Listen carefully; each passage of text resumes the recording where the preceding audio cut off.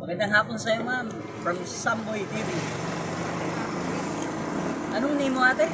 Armea po. Armea. Anong year mo na? First year po sa senior high. First year sa senior. Saan ka nag-aaral? Bento po. Bento. Pwede ba ako magtanong? Ano bang masasabi mo sa mga estudyanteng hindi nag-aaral at nag-aaral? Sa hindi mo na nag-aaral? Hindi nag-aaral po sayang po yung opportunity. Yun. Oo, para sa kanila rin kasi yun, di ba? Sa mga nag-aaral na ba? Ano po? Angat ko po yung yung successful nila.